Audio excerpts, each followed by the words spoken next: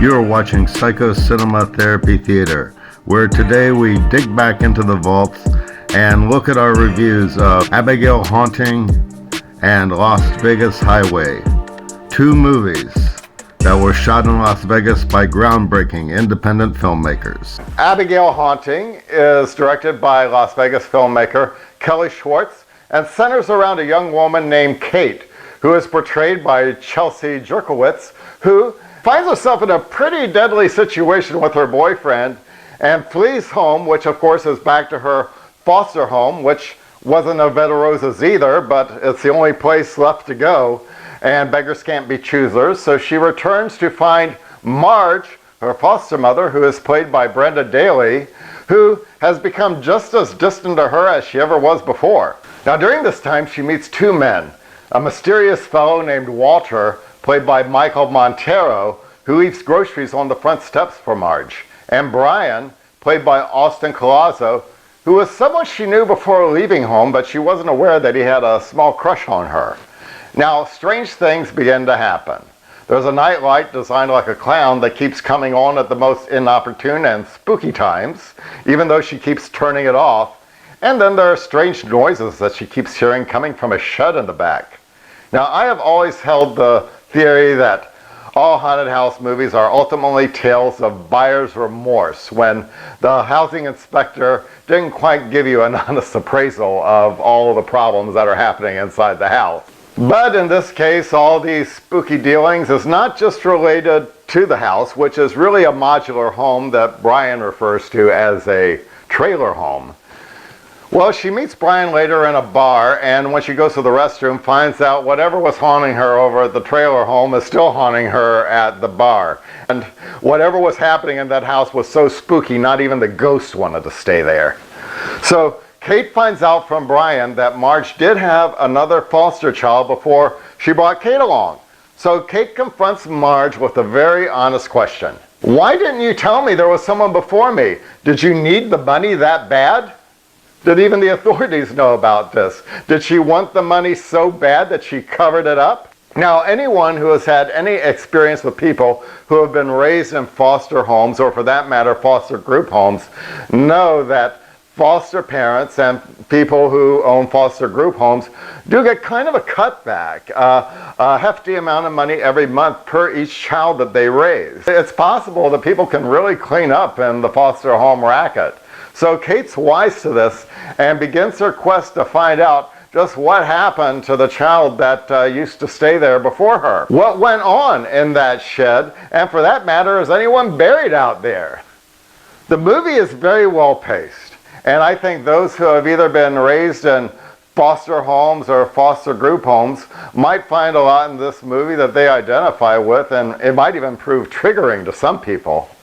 Everyone else will find an interesting story and a twist at the end, which reminds me of a saying that I heard from, of all people, J.R.R. Tolkien, which is, if you fight the enemy using the ring of the enemy, you risk becoming an enemy yourself. Before I go, I want to review one movie that I saw yesterday that has a very strong local independent Vegas flair to it, and that is Lost Vegas Hiway.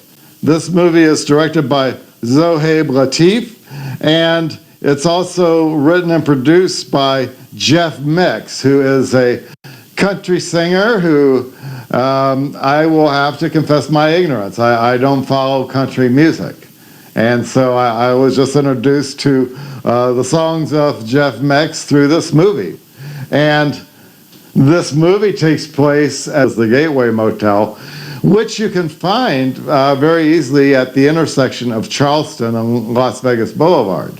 And even though that's where that motel is, and I drive by it all the time when I'm going down that way, I can tell just by watching the movie that the spirit that they want to invoke belongs to where you see all the boarded up motels on Fremont Street. And this is where Tony Shea of Zappos came in and bought a number of them. And I'm not sure what's happening with that project, but a lot of those hotels were supposed to be renovated, and maybe they would see a new renaissance, but that hasn't happened yet. And when I watched Lost Vegas Hiway, it was pretty much a place where the losers and dregs of society are just kind of walking in and out of each other's lives. And the direction of the movie by Zohaib Latif, it has different vibes. There are some moments where it has an almost David Lynch vibe to it, where I think that just about anything may happen or look from behind the corner, to a vibe like Richard Linklater in Slacker, where the emphasis really wasn't on any particular person. You just kind of drifted in and out of the lives of various people through the day in that particular city of Austin. I believe that's where they shot Slacker, which is also where this movie, Lost Vegas Hiway, opens up. And it opens up at a bar there where Jeff Mex playing himself. So I'm taking it that some of the stories we're seeing in here are taken from real life. I'm guessing. I don't know that for sure, but there's a very realistic vibe to it. And he mentions to the bartender there that he's going to Vegas, and the bartender gets kind of misty in his eyes. It's been years since he's been to Vegas, and anyway, he's been sober for many years, so you can tell it's been quite a few decades since this guy's been to Vegas, but he still gets misty-eyed over it. And of course, that's where Jeff met his wife, or proposed to his wife there in Vegas. That's where they got married. And so you kind of sense that there was something that happened in the marriage that caused them to break up.